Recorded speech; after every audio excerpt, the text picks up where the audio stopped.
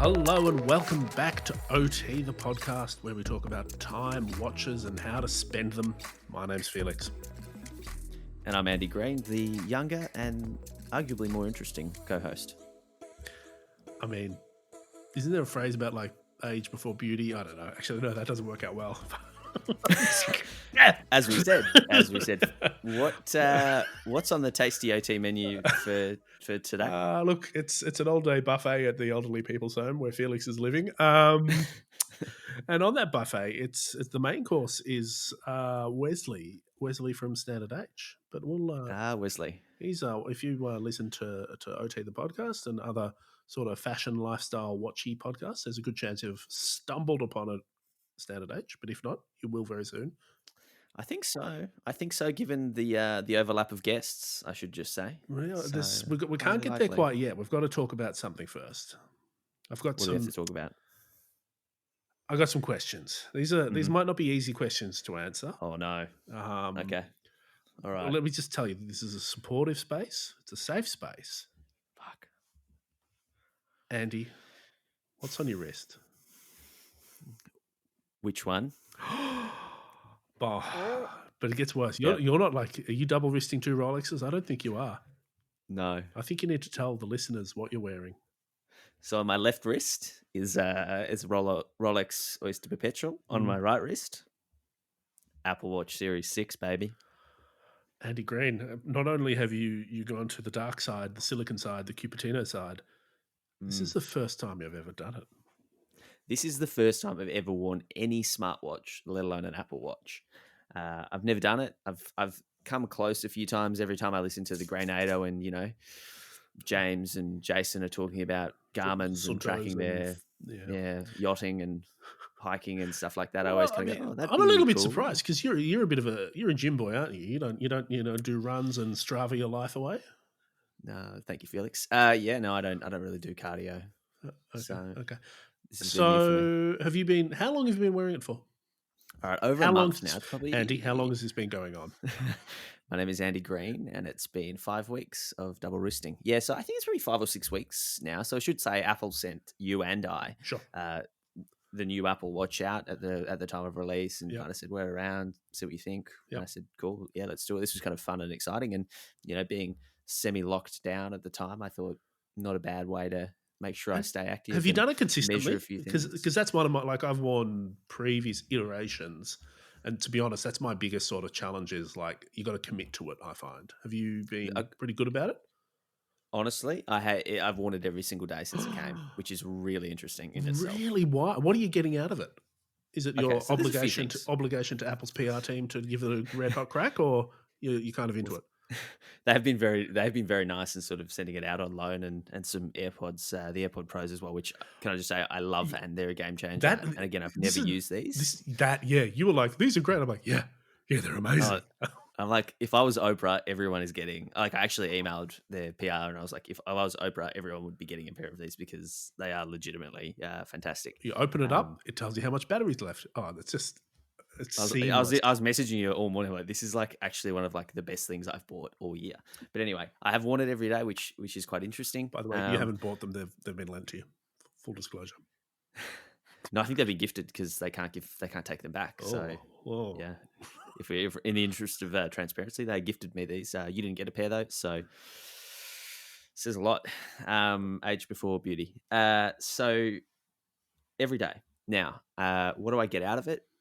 Well, there's a few things, Felix. I have been doing the sort of fitness thing. So every time I do a workout, I hit nearly every time, if I remember, I hit the old workout feature. Yeah. I like to see, I'm liking the heart rate stuff for that and kind of seeing like, how long have I been going? Because sometimes I get lost working out or you just. The hours just lose a bit of track of time. Yeah. The heart rate thing is quite interesting to sort of see where that gets to. Yeah. I like tracking that outside of, outside of the gym. Has it or changed home gym, I should say. how you do any of that fitness stuff? Like, have you sort of paid more attention or like push stuff or is it just sort the of heart rate analysis?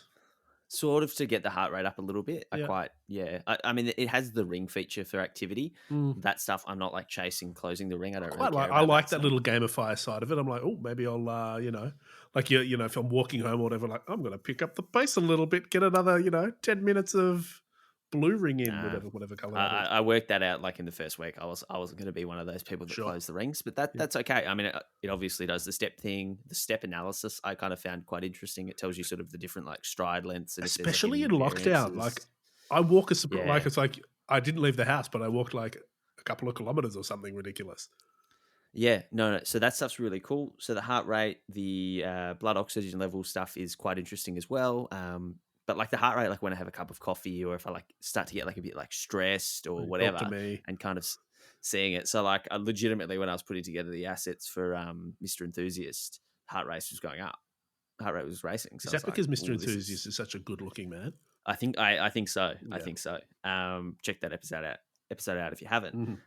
What else do I like? I've used the sleep tracking a little bit. It's probably the only time I take it off. Yeah. I mean, I move around, so it thinks that I get up a lot more than I do, but you also need to charge it. So I got to say, charging it takes like 30 or 45 minutes. Like it's pretty quick. How do you find the whole battery? Like that was sort of one of the things that I think, if honestly, because it's not something I'm trained to do with watches, and I don't. Yeah, it's the biggest like learning curve for me. Do you reckon you can get across it? I mean, I'm charging the AirPods. I'm charging my phone. Yeah, and other things throughout the day. So it's wireless. This one as well. Yeah, well, it sort of sits on a. Oh, it's got that little cradle, doesn't it? It's not proper. It's got like a little cradle that just sort of is magnetized and sits on the back. Yep. So I really like that. Talk to me about straps. Straps, Andy. What are you strapping? I'll get to straps in a moment. Oh, okay. I'll get to straps in a moment. The other thing I like is, so this is the cellular. So it's got GPS and cellular, which means you can take calls on it. And for me, my phone has been on silent since the day I got it. And I probably haven't had a ringer on a phone for your phone's been on silent since 2007. Yeah, I hate ringing. But the alternative is like a very loud vibrate. So I just have it always on silent. I often miss calls because, you know, my phone isn't in front of me. So getting that vibration of a call on my wrist is super handy. Yeah. The other thing I really like is when a message comes through. So I only really have like text messages and calls, or WhatsApp messages and calls. If I start to get too many messages, I just go do not disturb, and that way it's like, all right, too many distractions. Focus on what you're doing for an hour or for however long, and then come back to it. So I do really like that. Siri, so do you Siri it or not? Well, I'm not going to say it because I'll set it off. Not on the watch, but actually to call you, I often say, call idiot. Call the idiot. Call idiot. Call the doofus. Straps. You're talking about straps. Sorry. Straps. Okay, so again, got sent a bunch of straps. There's like the graphite stainless steel that it comes on with a hidden clasp, which is amazing. I've not really worn it because I'm wearing the 2, so I've been choosing the more sporty straps. So there's been like a forest green rubber strap that I've worn a lot, but the one that's been on for like the whole time is, I actually think it's like a Nike fabric sort of Velcro single loop. Yeah, that's one of their Nike sports straps. You've got a bit of color on it, or? Yeah, it's got like different threads. That's the Velcro, and you just kind of slide your hand in through the middle, and then you pull it over itself and Velcro it up, and it's super comfortable, super light. Yeah, and because I'm wearing the 2, it's not like it's not heavy at all. So I do love that. Can I talk to you about straps a little bit too? Yeah. So I'm wearing mine on the new strap, like the braided loop, I think it's called. Solo loop, braided loop, and it's sort of like a elastic core with a fabric woven outer bit, and it's one you sort of have to. There's a few different sizes because you can't adjust the size on the wrist. Sort of a bit like an Erica's Originals for watch guys. I'm loving. I think of all the straps I've worn the Apple Watch on, it's my favorite. It's super light. Like you forget it's there, and it's a good firm fit, but not too tight or anything.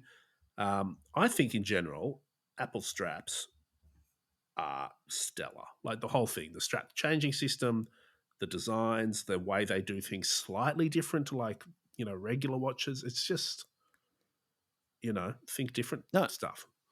100%. Like it takes 3 seconds to change any of the straps. They're all interchangeable. I mean, I've got the metallic strap, the metal strap.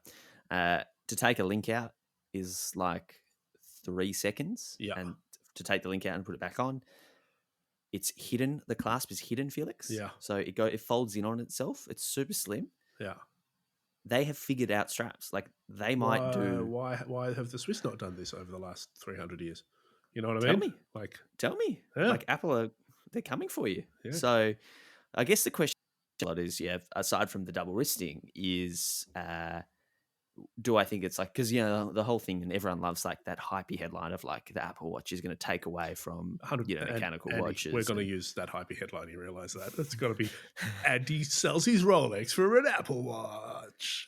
No, okay, so I like, I used to like those headlines. I used to think, oh yeah, that's a great headline, but it's just like trashy clickbait when you get into it. Like, there's no way I would ever, as a person who likes watches, ever choose the Apple Watch over another mechanical watch for something other than maybe sport. Sure. Can I, like, working out? Yeah. Aside from that, I'm not choosing this.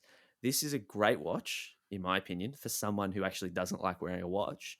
And it's like, well, okay, well, you don't like wearing a watch, but it's got the time, and then it's got 150 other features to get you over the line. And you go, yeah, okay, I'm going to have that. Yeah. Would I cop it? Again, that's the question. This is the Series 6 with cellular. On the strap that it came on, I think it's like $1,800 in steel. Yeah, so it's steel and bigger size. In steel. Yeah, and it's the 44 millimeters as well.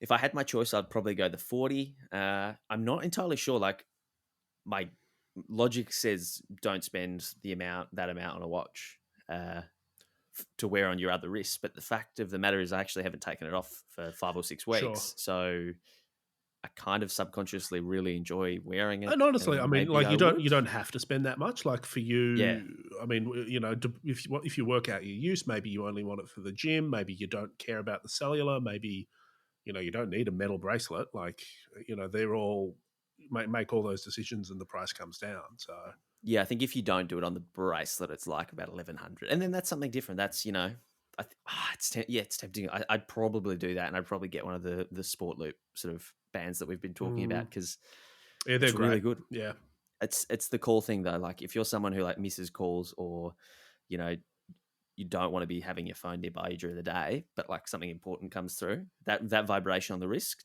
And it's the same for actually sleep mode as well. So if you're asleep and you set an alarm, it'll just kind of give you like a light vibration to wake you up instead of sound, which is yeah. I get you. Here's a quick question: do you use the breathe feature? Or did you turn that off? I do, because when we caught up the other day and you were running late, just as I was to message you to be like, where are you? I got a breathe feature, like a notification. I was like, that wasn't one of those, how they sort of do it periodically through the day? That's not what it sensed your heart pressure going up. Yeah. Well, Siri knows. Tell Felix to go and breathe. All right. Well, love it. Before we take a little breath ourselves, let's have a quick break. Today's episode of OT the Podcast is brought to you by Longines, and we're going to take a closer look at their Spirit collection. It's a model that we've talked about a few times now on the show, and it's stolen hearts, minds, wallets in our watch matchmaking segment many times. Exactly. It was released earlier this year, and I've sort of written about it in a few places, including over at Executive Traveller. I did a pretty comprehensive overview. We'll link that up. Andy, before we start, what is Spirit? The Spirit collection is inspired by legendary pioneers of air, land, and sea, people like Amelia Earhart and Howard Hughes, who both used Longines. But it's not a heritage watch. It's contemporary, and it's a little bit sporty, and it's got a lot of inspiration coming from Longines' history. 100%, Andy. I think the way I like to think of this collection as a whole, it's pilot inspired, but it's not really a pilot's watch. To me, it's sort of it's a modern sport collection with, nods to the past, which I really, really like. Yeah, so there are a few models. We're both actually wearing a few different ones at the moment. But Felix, what's the top line? What are the different watches in the collection? Okay, so there are 3 different options in terms of sizes and complications. There's a 40 millimeter automatic. There's a 42 millimeter automatic if you like it slightly larger. And then there's a 42 millimeter chronograph if you like some, stopwatch action on your wrist. And in each of those different versions, there's 3 colors. There's white, black, and blue. It's also worth noting, Andy, that all the models have 5-year warranties. They're chronometer certified automatic movements with, 60 odd hours of power reserve and 100 meters of water resistance. There's a lot of strap options. There's a prestige edition you can get where you get a strap, a bracelet, and a cool leather NATO all in one. And they're all quick change. We've both been wearing ones for a while, Andy. What have you got on the wrist at the moment? Yeah, so I've actually got the white dial Spirit the 40 millimeter on bracelet. So Lovely. had this for a couple of days now. We got sent a nice big box of Longines, but this is the one that I'm talking about today. How you find I it? hadn't seen this. Yeah, well, so maybe I'll tell you. No, I hadn't seen this, as you mentioned. I remember you kind of going out to HQ and getting to look at these watches, and it was up there with a few of the other great releases. And I remember kind of being really curious about sort of which dials you preferred. Obviously, there's those the three: the white, black, and the blue. I think having the white on my wrist right now and sort of seeing the texture of the dial and sort of seeing the finishing, I really like it. It's cool. The loom, as I think we've talked about with the raised sort of hour markers, and they seem quite high on different angles. Like the dial is one of those dials that is almost, I hate to say it, but like better looking when you look at it from different sort of angles Mm. rather than directly head on, because you capture so much light and there's all these edges and there's all these textures to it, and it sort of goes from looking white to, if you tilt it 45 degrees, it becomes this like real texture filled sort of silvery dial experience. So yeah, it's really cool, and obviously the 40 millimeters is the size that I would personally go for, and I really like it. Felix, what have you been wearing? I've been rocking the larger model, the chronograph, which is it's big on the wrist. It's like 42 across, but it's a chronograph, so it's quite tall. It's definitely got some presence. I'm You've got some wearing it. big wrists. Yeah, I can wear it quite comfortably. I think I've got it on the steel bracelet, which I think is the way to go. It's sort of a double folding clasp. It's a nice, there's three links and there's sort of the polished ends on the inner bit, so you get a bit of, it's a bit dressy, not like total tool watch vibes, which I'm down for. It's a really, like you said with the dial, it's really really nice. So the blue's got more of a sort of a sunburst middle section, and Hmm. obviously it's a chronograph, so there's a bit more going on. There's three registers. There's a date at 4, but yeah, those applied markers are really lovely. And something I've noticed is, I don't know about, like, the loom just pops. Yeah. Like I walked out in the sun, and then I sort of walked into like a slightly dark room, not even like a dark room, and it just like glowed, like it was really quite intense, which I'm always down for on a watch. What else have I liked? Oh, the movement on this, it's quite interesting. So it's a completely new movement for Longines. It's Hmm. like all of them, 60 hours power reserve, automatic, column wheel chronograph, silicon hairspring, and the quite curious thing about it that I think it's a good choice in some ways is the quick change date, which is Hmm. used via a pusher at 10. So I don't know about you, like I've got watches in rotation. Changing the date, is a thing. Sometimes I don't do it. Sometimes I, spend a few minutes scrolling through the calendar wheel. But quick change makes it a lot quicker, and also kind of adds some balance to the design, I think, with that offset pusher. Can I ask you a question? Please So do. the crystal on the 40 millimeter auto, just the obviously the three hander, Mm. it's got a pretty elegant dome to it. So Hmm. it's very subtle. Is it the same on the larger chronograph? Yep. Yeah. Look, I don't have any sort of scientific measuring instruments for the angle of sapphire domes, but yeah, it's domed. It's not that sort of like, I think the trend in vintage ones is to have that sort of box sapphire style. So, but this is more of a, it's flat at the bezel, and then it's a nice dome. So there's, it does add to that on the wrist. Like, you get lots of different angles and prettiness going on. Yeah, very cool, very cool. What do you think the kind of whole collection stands for? Obviously, it's made its way into our Watch Matchmaker segment. I think there was an episode where we both referred or recommended the exact same watch but a different dial. Mhm. But what do you think this collection as a whole kind of stands for? It's really interesting. So I think it's really smart of Longines. So for years and years, they've been good at doing the heritage releases, Hmm. and they've got lots of sort of critical praise for that. But I think there's a spot for taking that sort of really strong historical DNA, brand DNA, I suppose, and putting it into something a little bit more mainstream. Because not everyone wants like a really retro looking, 38.5 mil watch like the Marine Nationale we talked about the other week. Mm. This it's a lot more contemporary in feel, but there are those definite sort of nods to the past. And I think for me, it's a really strong middle ground. Like it's a way of blending something like their sporty Hydro Conquests and their heritage stuff, and putting it into something that's a really really good offering that I think is what the market sort of wants at the moment. And I think it's a really good price point as well. Like we'll get to the pricing in a minute, but these are competitive for what you get. What do you reckon, Andy?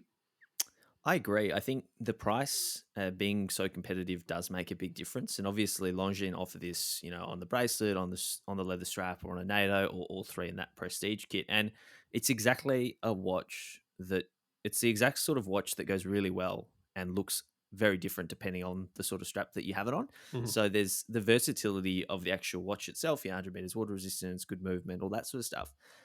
But then there's the versatility that comes through sort of being able to change the strap to kind of suit the situation as well, or to have a bit of fun. So, if this was if you were going for, and I guess this is probably the next question of who it's for, but if you were kind of looking for this style of sporty, casual watch with vintage inspiration, then, something that, and at the price point, like it might be a watch that you kind of save up for or whatever, but it's going to give you a whole bunch of fun through being able to swap the straps out and put it on that NATO strap for summer, and put it on the leather strap when you're going to something a little bit more formal, or for your day job at work, and dress it down, dress it up. So with that said, it's really good for that daily wear, which is I think ticks the boxes. It's a box ticker. I think and on that point, like, not to sort of repeat what you've said, but it is that versatility, like, and I think it's a watch that will grow with you, and that will go from thing to thing. Like, you can wear this on the weekend, pop it on a NATO or something colourful. You can wear it, at the office, like this at the moment, like this sort of on steel. It's a very office looking sort of watch. Like, I'd wear it with a smart casual, and it's perfect. 100%. And I think, that versatility is one. It's also not going to. You're not going to wear it and go, oh, I feel in the mood for this watch, because it is so perfect for everything. It's like that all-rounder in terms of its purpose. Like, you're not going to worry about getting it wet. You're not going to worry that it's going to look like a big-ass diver, when you're in a board meeting or something like that. So I really do. I think it's a great, which is why it comes up in Watch Matchmaker. Like, we put it out there because it's such a versatile watch. And not a ridiculous size as well. So obviously there's the two sizes, and let's talk price. So I've got the 40 millimeter, which we talked about, and you've got the 42 millimeter chrono. So if we look at the price of the watch that I'm wearing, the Whitetail 40 millimeter, that's 3,200 Aussie dollars on leather or the bracelet. Yep. If you want the size up, 42 millimeter, 3,350 on leather or bracelet. And my guy, the chronograph, again, leather or bracelet. By the way, that's great that it's the same price for either option. And, I'd definitely be going the bracelet if it was available for me. 4,650 Australian. But if you do want a bit of everything, you can get the prestige ones. And the prestige editions, where you get, 3 different options. So you get the strap, the NATO, and the metal bracelet. For the 40 millimeter auto, that's 4,150 Aussie. And for the 42 millimeter, it's 4,325 Australian dollars.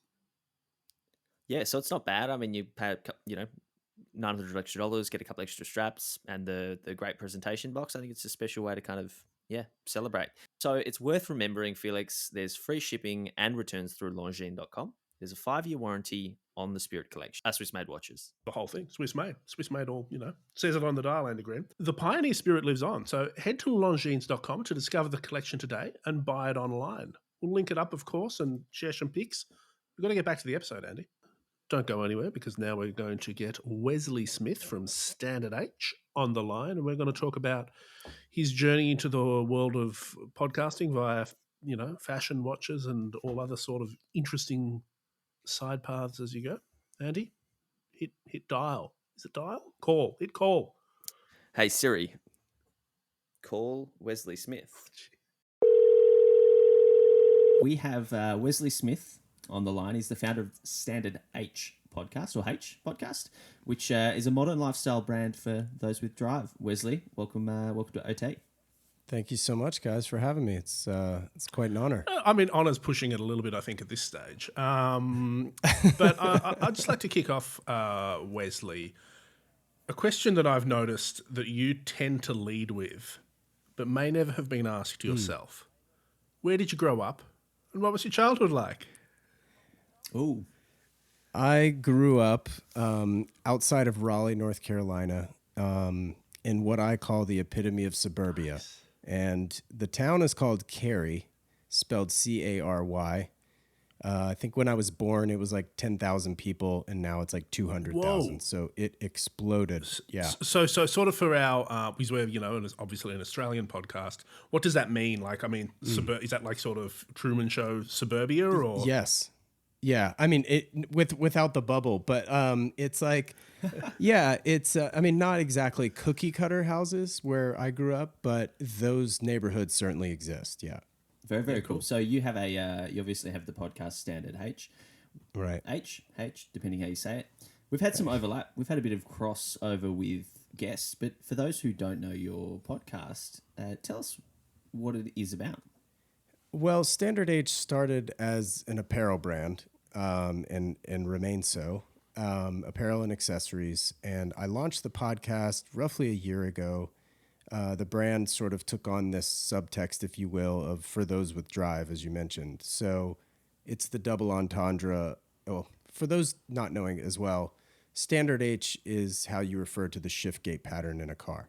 So it's an automotive, yes, but also just a lifestyle brand in general. But so the podcast carries also the double entendre of entrepreneurship for those with drive, as well as, the drive that has to do with the car. But, then there's also watches, architecture. I mean, there's a lot of influences that influence the brand, but yeah. I'm going to follow up with the apparel question. So you mentioned apparel came first. What were you doing in the apparel space, and do you have sort of a background there? Yes, I pretty much grew up in retail. My first job was actually in a bike shop, but that translated into a surf shop, which was predominantly apparel-focused surf brands like Billabong, Quicksilver, those brands, all back in like the mid-90s. Yep. And so because I lived 2 hours from the nearest beach, that's why the apparel was the focus of that shop. And then that moved into like the standard kind of J. Crew's, Banana Republics, that whole thing kind of came up through retail in that space. But yeah, I've like 25 years of retail experience, basically. And how does that translate into, sort of selling clothes to, designing and, I guess, creating, selling, building a brand for yourself? Sure. I think for me, it was really, I don't know why, I've always just wanted to have my own brand. And it's less about the ego and more just about that's what I'm passionate about. I guess that's why I also didn't name it Wesley Smith, because it's not really about me. It's about the apparel, the lifestyle, and creating a community primarily of like-minded people, be it cars or otherwise. So I don't know if that really answers your question, but yeah, I mean, I think that's that. I also knew what I liked about the brands that I worked for, and then where I thought I could make a few changes, for example. So what does the Standard H brand stand for? If you had to sort of sum it up, then like what could someone expect looking at the apparel? I can see you're wearing a cap now, but what does it stand for? Well, it's mostly a casual brand, right? So also being in Southern California lends it to that sort of style. I very reluctantly call it a Southern California lifestyle brand because there are a million of those. It started out sort of with that vernacular because I also surf. I like cars. There's a multitude of things that I enjoy in my free time, and I kind of wanted that all represented under one roof, so to speak. And then the logo pretty much almost discovered me. My dream when I first started the brand was to get an old Volkswagen bus or van and create more or less a mobile store so that I could go surf and then sling T-shirts in the parking lot. Well, yeah, and so in researching the vans or the buses, whatever you'd like to call them, I came across this like photo of the shift gate pattern. And I was like, oh, it shifts on a Standard H. And I was like, that's the name of my brand. And at the time, I was a manager for the Gucci boutique here locally. And I was on my lunch break. I took the paperclip holder dumped out all the paper clips, traced the circle, hand drew the logo, and then changed the reverse to an S to create my logo. Very cool. Yeah, I was living with a graphic artist at the time. At the time, I didn't use Illustrator, and I was like, Andrew, can you digitize this for me? Because I have to make this brand. And it happened just like that. Sorry, Felix, can we hit pause for a moment? I just need to top up. What's in your cup? Inglewood Coffee Roasters, of course. I've just finished my cup of their Ethiopian filter roast, which is perfect for my V60, but I think I might make a double espresso. This time I'll test out their Sunset Boulevard blend. Yeah, good call. I'm busy chilling out with the quality of their Ethiopian filter at the moment. Refreshing bergamot notes, sweet and tropicale. What's not to like? Yeah, so here's the deal. Use OT30, that's OT30, for 30% off your order at checkout. On top of that, Inglewood Coffee Roasters offer free shipping on all Victorian orders and Australia-wide when you spend over $50. Head to inglewoodcoffeeroasters.com.au to place an order today. We will link that up. OT the podcast, fueled by Inglewood Coffee Roasters. Let's get back to the show. It's a pretty far shift, if you will, from that sort of high-end luxury brand like Gucci that you were working at. Did you learn anything while sort of managing that Gucci store that you kind of could apply to the apparel brand? Well, I mean, I definitely think... So prior to Gucci, I worked for James Purse. I don't know if you guys are familiar with James Purse. He's in Australia. But I used to jokingly call James Purse what really rich people wear on their day off. And that's kind of something that, not that I'm mimicking, but I'm moving in that direction from an assortment standpoint of, but not as expensive. So those who are affluent, those who enjoy the finer things in life, a lot of times wear t-shirts, and especially around these parts. So that's kind of, it was less about what I learned at Gucci. I left James Purse for Gucci for the paycheck, to be blunt, which I will never do again. I don't recommend it. Yeah, I mean, that's just kind of how that cookie crumbled. And I find it interesting. So that's the drive, as in, the automotive side of drive covered off in Standard H. How does it turn into a podcast where you're, predominantly interviewing, exceptionally driven people about their passions and their careers and their own businesses? Well, I started out listening to like Tim Ferriss years ago. And I just found that the commonality of the podcasts that I enjoyed listening, having just started a brand, was oftentimes entrepreneurship focused. So, it's very self-serving, to be blunt. Sure. It's it was a community building exercise, yes, but it was also, if I can also create a community of entrepreneurs first and foremost, and they may or may not be able to help me, because it takes a village, right, to do anything. So it was really a function of creating this community on behalf of Standard H, but also that community could then heed those advices and such from my guests as well. And that's why I didn't make it industry specific, because not everybody does the same thing. So could I have made it about cars? Sure. But the Spike Ferristons of the world and those guys that have the Smoking Tire, those podcasts already exist. Yeah.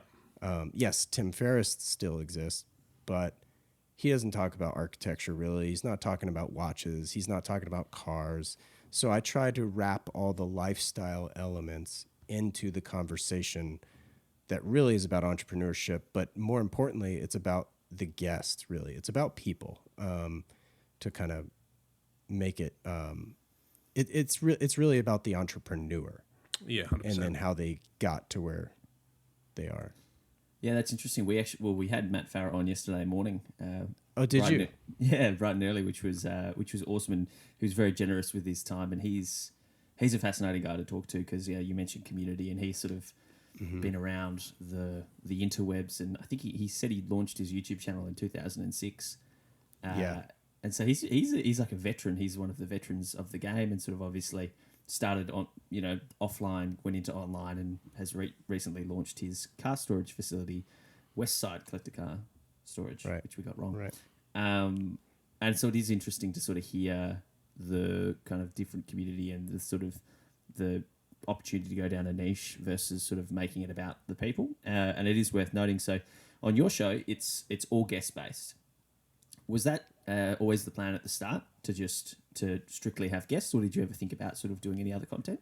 Literally no plan. It was, I want to talk to people who run their own businesses. Maybe I'll learn something, because I get bored easily. I love learning. I like to be a sponge, and I like to bring on things that aren't necessarily a part of my industry.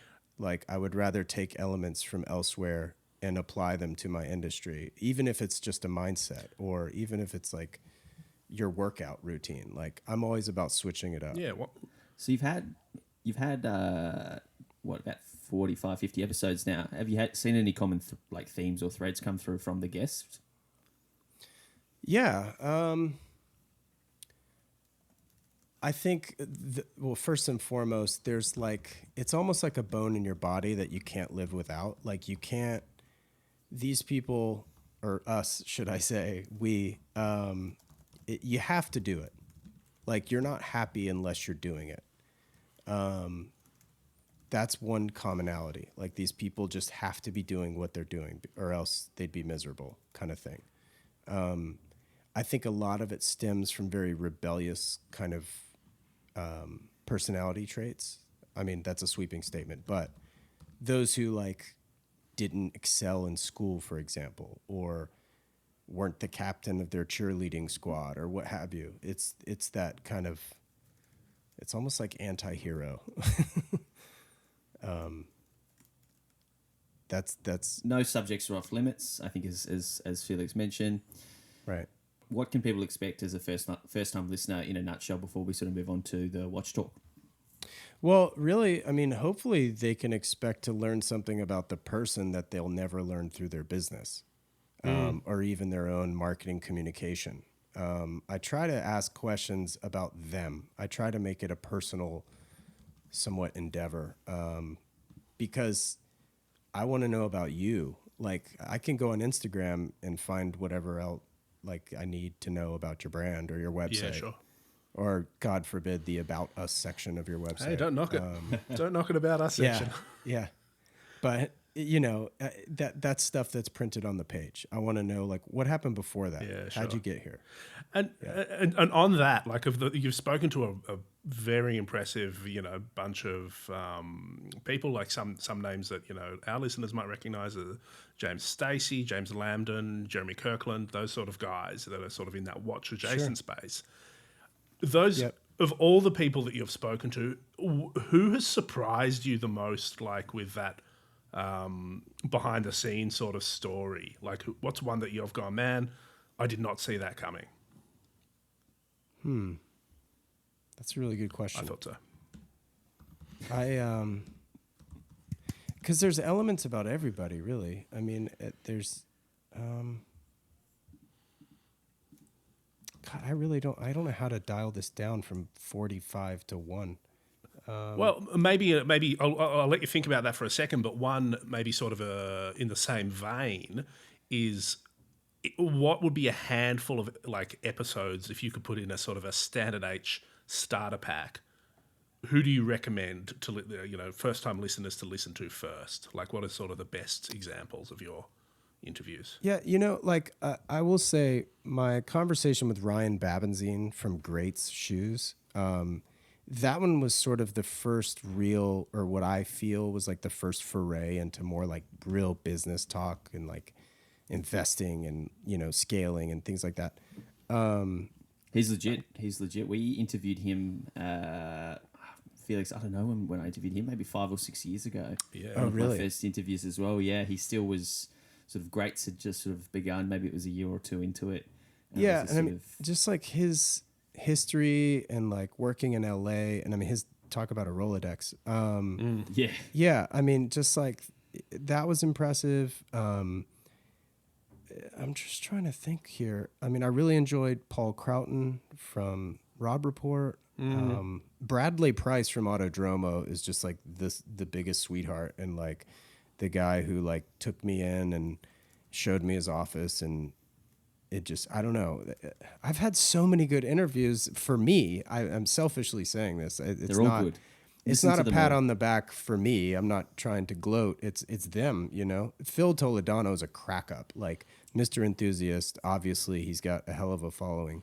It's funny you mentioned Phil because we also chatted to Phil. We haven't released that episode yet. We're but basically I did we're listen, just copying your lineup at this point now. We're just Yeah, it's just like all right. I was gonna say, weeks. yeah. There's definitely a tight knit circle, but it's birds of a feather. One that I'm really proud of actually is also my really dear friend. He's like a brother to me, Charles Harbison. Charlie's I've known. We worked at Banana Republic together in 1999. Whoa. I've known him for a long time, and I got a lot of great response from that one. Because he kind of goes into what it was like coming out as a gay guy in the South, because we're both from North Carolina. And then the other one, honestly, was Adrian Barker from Bark and Jack. I had so much response from that one.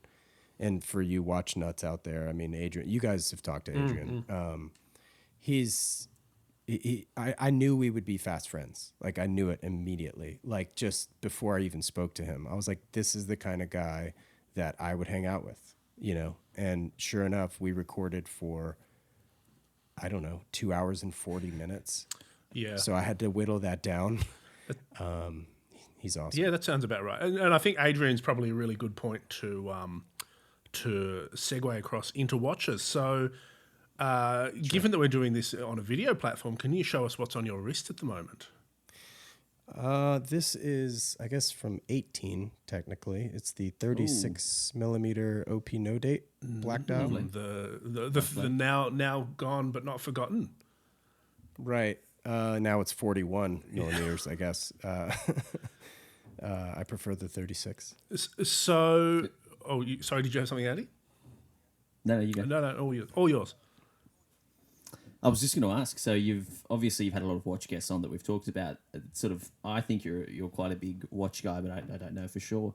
Looking at the lineup of guests, so you've got the OP, but where do watches sort of fit into your life?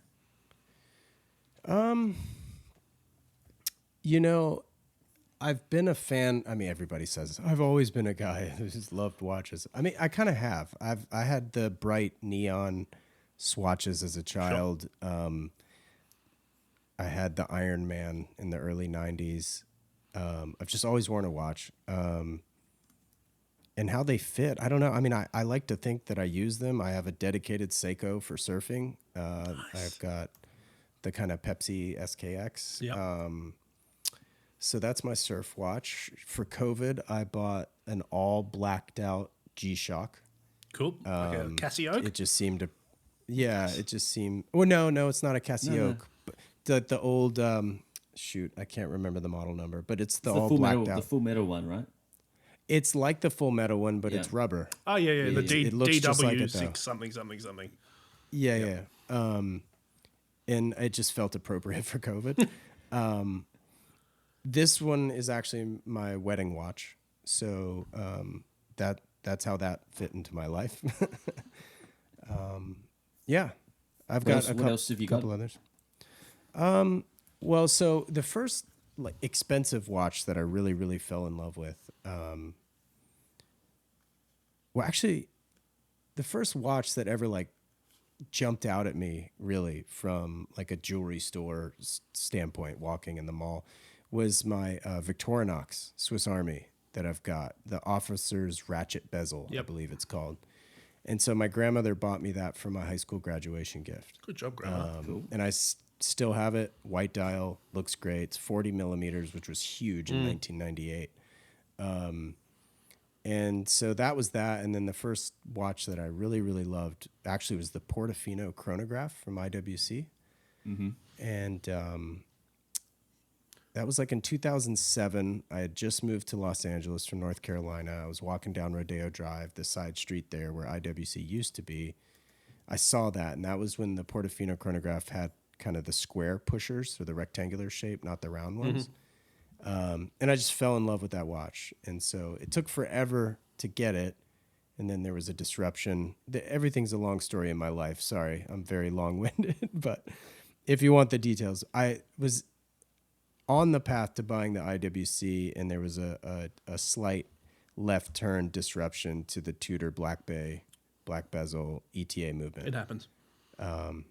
Yeah. So I pulled the trigger on that. And then the next year, I think with my tax return or whatever, I bought the IWC. So nice. And so that's a sort of, there's some big names in watches that we've heard mentioned there. The Portofino's a classic. The Black Bay obviously is. It's 2020 and it's been a bit of a weird year all around. What excites you in watches at the moment? Or are you sort of a bit over it, or are you still feeling passionate about that pursuit? No, I mean, I'm always passionate about the watches, especially the ones that I own. I'm not one to think about the rotation, right, from a buy-sell perspective. I'm a guy that marinates and just like thinks about it for years or months and months and months at the very least.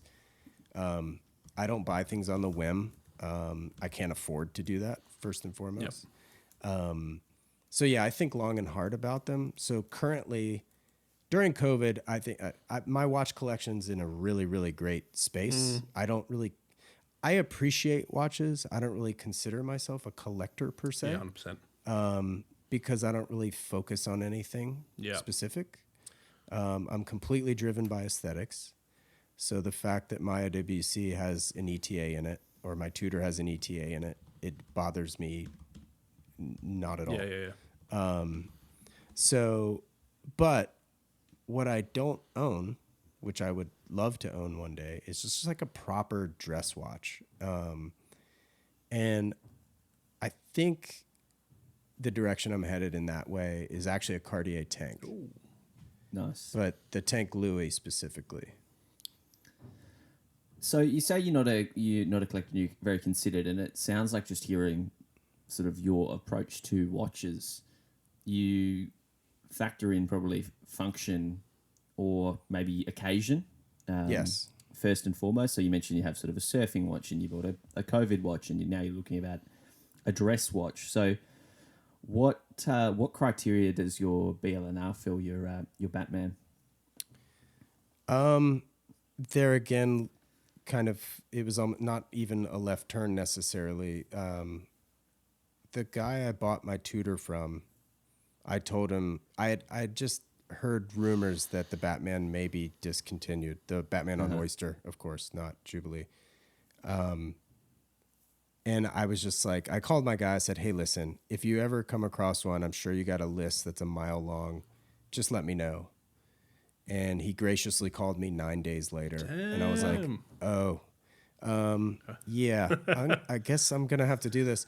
So that's kind of how that cookie crumbled. And that it's just a sports watch. It's a travel watch. And to be blunt, that one was with some help from my dad. I will say that.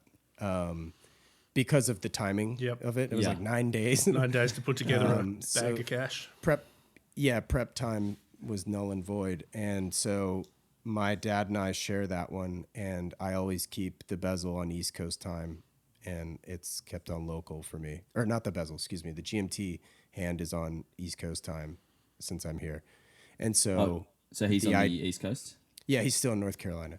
Okay. So the idea there is to, when I see him, give him the watch, and he wears it until the next time I see it, and then I pick it up. Nice. That's cool. Yeah. That's a cool little, sort of watch relationship. Kind of a tradition. Yeah.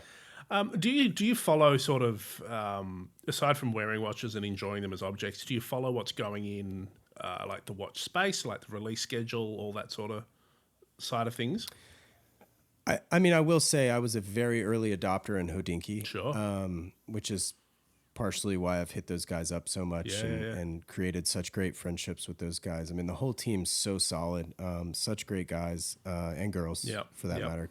I've met Cara, and she's hilarious. Yeah, she's except awesome. Jason, that Jason Heaton guy. Jason. Oh, he's so rude. You know what? I've never met Jason, so I can't say that. He's the nicest. I'll take your word for it. He's the nicest man in the world. He's Felix is still trying to start a just try to start wars. rivalry with him, so that he can get in his book as an evil villain. Yeah. Oh, right. That's the play book. here. Of course.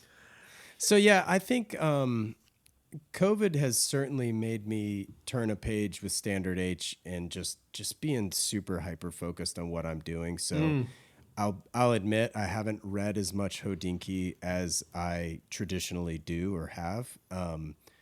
But I had a fashion and lifestyle blog back in 2009, just like a lot of those guys did. And so back then I was posting Hodinkee posts, like reposting, that kind of thing. Yeah, sure.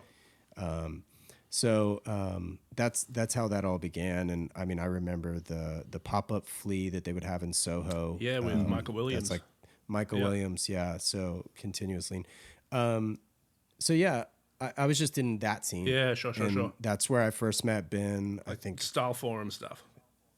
Yeah. And I guess I met Steven there as well, Pulverant, at Pop-Up Flea as well. I mean, early days. Yeah. Like they were selling straps themselves. And that was it. You know, they didn't have a giant operation. Totally. So I guess what I was sort of trying to get to with that question, you're sort of a bit like, we're pretty in the watch space, but you're sort of a little bit adjacent to it. What's your take on it as an industry and as like a media sort of platform? Where do you think it's going with all this, you know, digital release schedules and changing model? Like, I don't know, the trade fairs are no longer around, all that stuff. Yeah, I mean, you got to change with the times, right? You know, just like this is sort of a COVID podcast by way of Zoom, obviously. Yeah. I mean, we can see Andy taking a selfie at the moment right now. Right, it's definitely what he's doing. I'm getting in front of everyone. So,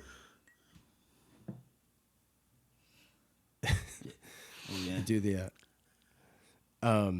But yeah, I mean, I think you have to change with the times. Obviously, you have to evolve.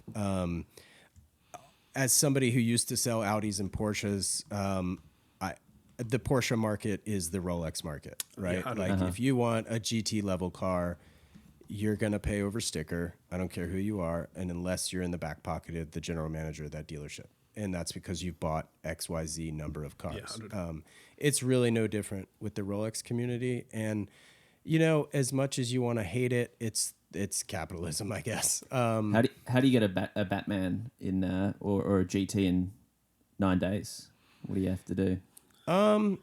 That's interesting in that I think if I could put words in maybe their mouth, I think it's because I've referred them so much business, in very probably in excess of multiple six figures. I've referred them business. That'll do it.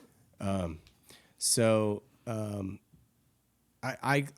all about relationships. I like working with people I like, and I'm also extremely loyal. So why should I not buy my watch through you if you've been dynamite to me, you know, with great customer service? Yeah, that's fair. That's fair. And I guess you've worked in that sort of customer service environment as well. 100%. Within luxury. Yep. Yeah, it's interesting. They probably also know, you know, when your personality is out there in the world and people have a feel for who you are and what you're about, and I think it's an easier sell.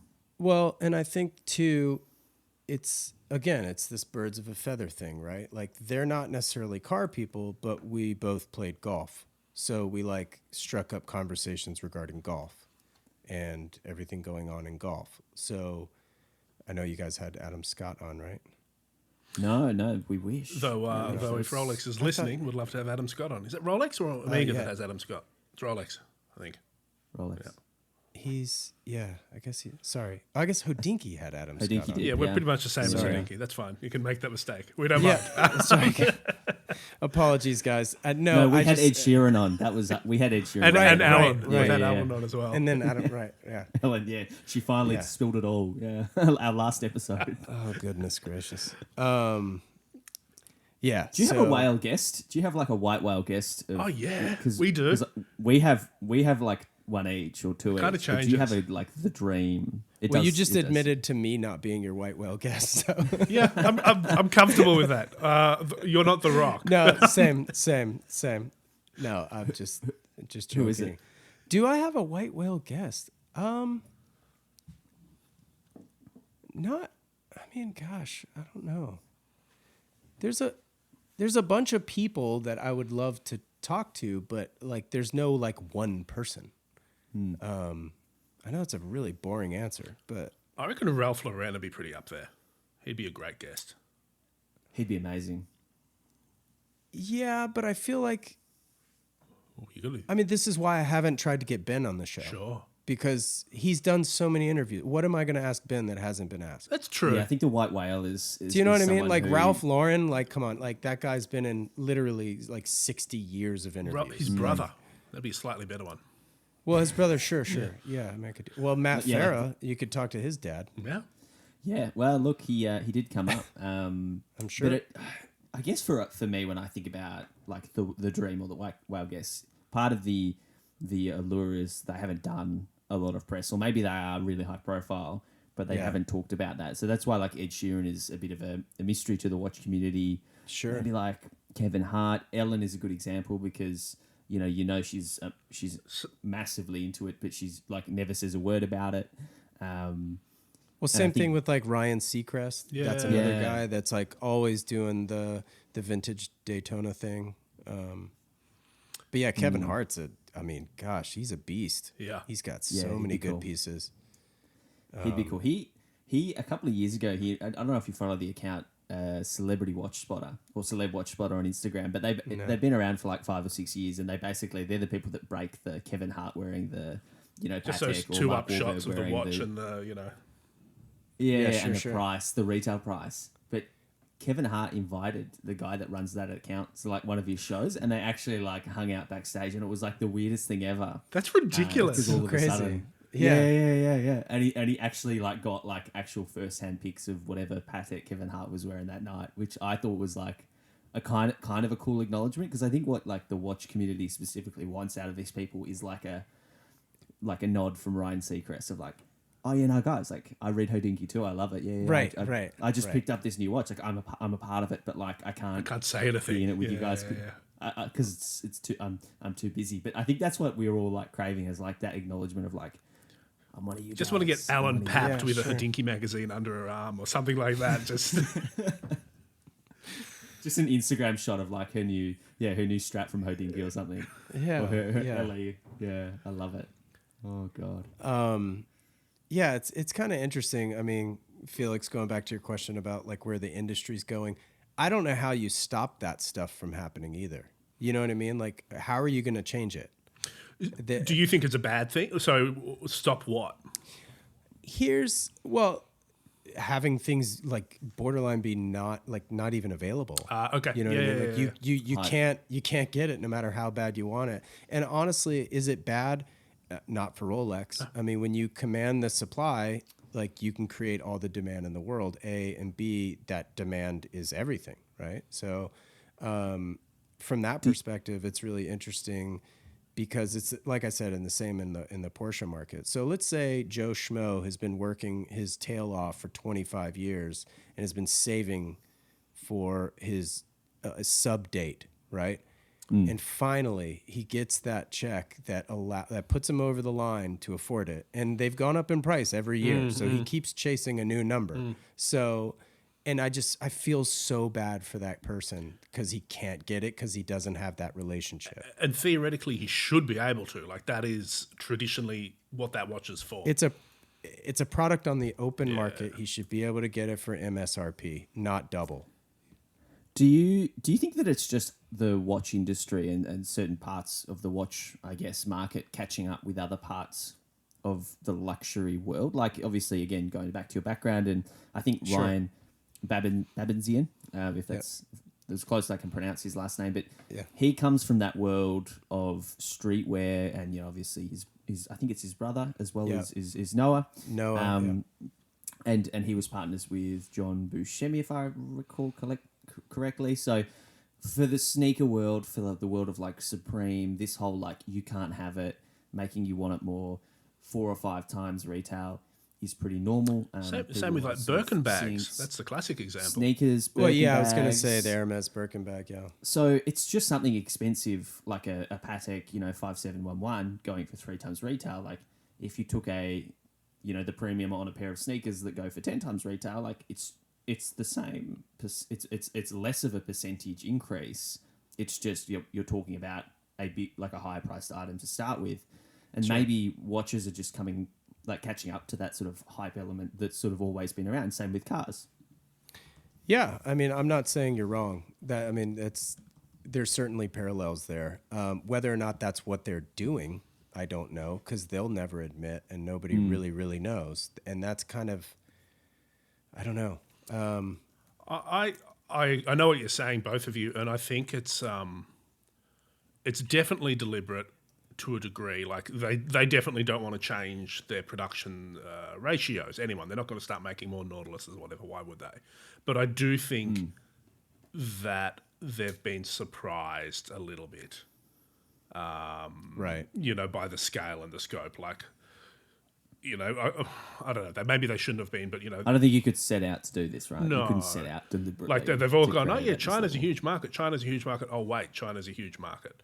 Like that's the and the interesting thing too, and another parallel could be these are all like arguably heritage brands. Like these are brands that have had a name for decades. Porsche, Rolex, Hermes. Like these brands have been around centuries, and I mean some of them. And so more power to them, yes. But if you want, Rolex isn't making more money. It's the gray market that's making money. So that's the dissimilar situation, but the demand is the same. Interestingly, you mentioned the grey market. So I don't know if you saw on Instagram just a couple of days ago, as of the time of recording, but Phillips Auction House put up a whole suite of the new Oyster Perpetual colourful ones. Rolexes with the colour dials. They put up 5 watches, all to be auctioned off as a collection.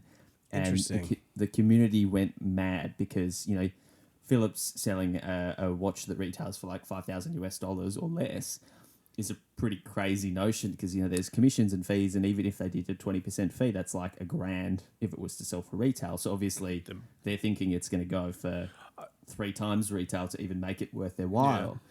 So people were annoyed that I think Phillips was even messing around with watches at that price point. It's a lot of money, but it's not, let's take it to an auction house and see what happens. Right. The watches have been out for maybe 4 or 5 weeks. I was going to say a month. As of right now. Yeah, not that long. And the fact that 5 of the different dials all came together to be sold is sort of, everyone's like, well, how is this Rolex? And I don't think it is Rolex, just handing them over to Phillips, or who had the influence just to go, yeah, I'll take all 5. And then, hey, Phillips, here you go. Like, it's just, people are actually outraged. Like the comment section on there is quite humorous to read. I think someone commented saying, "Are you guys still an auction house?" Which I thought was was a little bit funny. Yeah. Kind of a low blow. It's I think it's worse than that, Andy. Like what it is, to my mind, and I don't know anything about this beyond the Instagram post, is that it's someone that's buying up. It's a grey market dealer that's buying it up, is setting a precedent for price, and that's going to benefit the entire secondary market in the coming years when they can point to that Phillips auction that got hyped up and sold for a high price, saying this is what that pink dial's value is. That's a good point. Before they even came out, before they even really had a chance, it's setting the premium.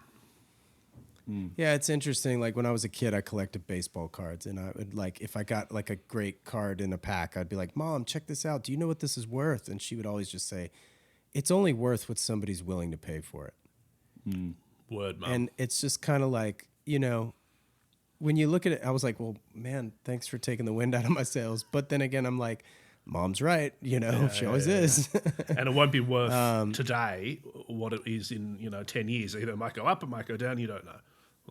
Well, yeah. And baseball cards don't have provenance the way the watches do either. So let's be fair. But it's just, I don't know. This is obviously a much broader conversation in terms of pricing and demand and heritage, even and creating demand and branding and what that crown actually means to people. And these are all emotional purchases. No one needs these things, So it's all interesting, and more power to Rolex, more power to the people that can buy them. Those paying double, triple retail, God, I hope they also give to charity, because clearly money's no object. So, yeah, I don't know. Yeah. Anti-premium.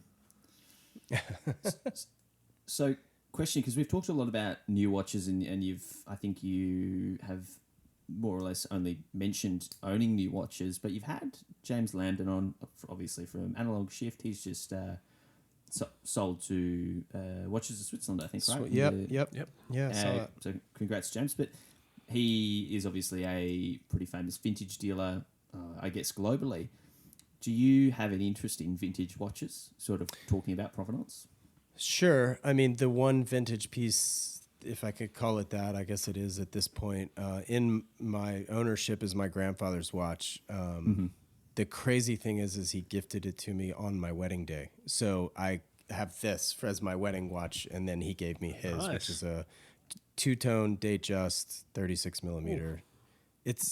And my grandfather, for those who know me, hear me talk about him, and he is my hero. Like, my grandfather is, forget Superman, I'd be my grandfather. You know what I mean? Like, he's that guy. And so that piece I now have, and definitely wear it on certain special occasions. And it just, that watch means the world to me. I love a 5513, as played out as that watch is. I like the 2-line sub. I just think it's so clean. I also love a no date sub to begin with. But it's kind of like with my Tudor Black Bay, realize they're very different animals, but my Tudor is sort of my no date sub. Yeah, sure. If I were swimming in cash, I'd probably have a 5513 as well. Yeah, cool. Cool. But James is also just like the kind of guy who's just great to be friends with, because he's a riot. That guy is just a brilliant guy to hang out with. Yeah, interesting. So you mentioned swimming. We should obviously give a quick chat about cycling, because that's a big part of sort of the community that you have with Standard H. You have the sort of cycling element to it. Where does the kind of functionality of a watch fit in with you as a cyclist? Do you wear a watch, or do you wear something smart? Yeah, I wear my G-Shock. And if I could steal the 2 cents taken from James Stacey, I do sort of think about the rattling of a mechanical watch on the micro level when riding a bike. So the G-Shock was a no-brainer when it comes to cycling, for sure. Yeah, amazing. And you do apparel, which it looks like it's just about all sold out. Your Cycle Squad. Yeah, so I did a pre-sale for kind of a custom cycling kit produced through Raffa, which is obviously a very famous cycling brand for those who are, I guess, in that sort of industry or have that affinity. That was literally just a pre-sale. So I'm not selling them per se. A lot of the stuff on my site is also showing as sold out because I've been working on a new website. And as a result, I'm not super stoked on my current site. I feel like it works or appears a little mom and pop, and and that's cool. You got to start somewhere. But I'm hopefully evolving the brand to a place where it's just got a little more cleaner cut look to it from a web presence standpoint. How do you get a deal with Raffa? Do they have like a white label thing, or do you just know people there? Yeah. No. They anybody can do it. Honestly, the margins are like null unless you're producing like hundreds and hundreds of pieces. It was just something fun. Like I mentioned, my first job was in a bike shop, so I've always just really been into bikes. And during COVID, my wife and I were riding bikes far more frequently, and it was almost like a newfound love for it just in general. And so for me, it was just kind of like this is just fun. And I kind of, going forward, have plans to make that more of like the whimsical approach to certain graphic T-shirts and involving color a lot more than I have, and just making it more of like a fun collection as opposed to like basic, I guess, for the lack of a better term, as terrible as of a descriptor that is. Yeah, no, that's cool. And I should say thank you for the upcoming interview. We interviewed Cadell Evans, and that's going to be out, I think, after this, if I recall the calendar correctly. But you helped out with some questions there that turned out really well. So no one worries. of the good resources to lean on for cycling info and where it sort of fits in with the watch world. So cool. We appreciate the help there. One thing we'd like to sort of wrap an episode on, Wesley, is just asking what people have sort of been enjoying lately. If it's been something they've been listening to, something they've been reading, something they've been watching. Have you got anything that springs to mind?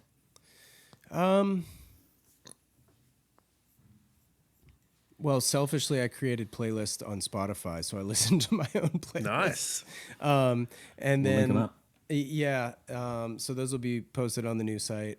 Shameless plug. I'm also coming out with a watch-related product very soon, which I'm super excited about. It's been a long, long time in the making, and I just got to get it right. And Any teasers there for us?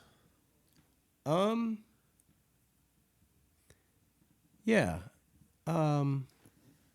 It involves storage, I guess. It's a watch box of sorts. But it's also, it's for storage, but is also within the travel sector as well. Cool. For carrying your watches as well. I guess that's what I'll say for now. That's cool. I like that. End on a cliffhanger. Yeah. Mystery. All right. Aside Well, from we'll that, podcasts and stuff, I'm all about podcasts while I work, and that's really pretty much it. What's your favorite podcast at the moment? Oh, geez. No, it's OT. I've been really into, I mean, aside from OT, because that's just obvious. JJ Reddick's podcast, who's an NBA basketball player. Yep. He's got one, and he was, I think the second episode of Talking Watches, actually, after John Mayer. He's kind of out of the watch game now, but his podcast is really great. I'm not even that huge of an NBA guy. I just enjoy his conversations, and I just like details. 100%. And he goes into like the nuts and bolts of kind of the behind the scenes aspect of the NBA and their personal lives and stuff like that. Technique. That's always interesting to hear for me.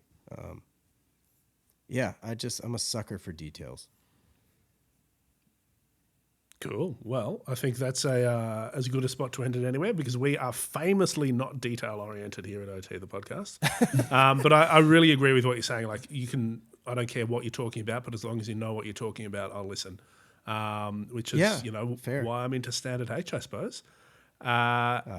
Yeah, love that. Wesley, it's been a pleasure chatting to you, and we'll obviously link everything up. And it's been great. Thank you so much, guys. Yeah, this has been a blast. This is my first ever podcast as a guest, so I appreciate it. How have you found it? Flipped it on Sam. It's my palms are sweating still since minute one. Nice. Vomit on your sweater already? Yeah, that's why I host a show. I don't. Yeah. Well, I think you got a future as an interviewee as well. So thank you very much. Well, cheers, guys. Yeah, no, this has been a blast. Anytime. What a guy, Felix. Yeah, what a Always journey. Interesting. And What a as lineup. we discovered, what a lineup. What a great lineup of guests. What a lot of overlap with sort of interests. It's always good to have a bit of watch chat. Yeah. Often we get guests on that aren't as watch focused as someone like Wesley. He's another Batman buddy for you. Yeah, United. Well, Felix, we need to thank a few people. The first one, Longines. Of course. Go check out the new Spirit collection. Head to the website, link that up. Sure. The second one, Inglewood Coffee Roasters. Use OT30, that's OT30 for 30%. A big 30% off your order at checkout. Free shipping in Victoria. I recommend Free the shipping. cheeky yoga chef. The cheekiest of yoga chefs. Always thank you to Major Tom Media. Oh, what a guy. Felix, thank the people. Thank you, people. Thank you for listening, subscribing, downloading. If you want to get in touch, otthepodcast@gmail.com. Yeah, that's the one. Or on Instagram, ot.podcast. Of course, you can always leave us a lovely 5-star review. Andy once recently suggested that no one had left us anything but a 5-star review. Hopefully that's still the case. Hopefully it hasn't triggered the trolls. So keep on keeping on, keep on listening, and have a lovely day.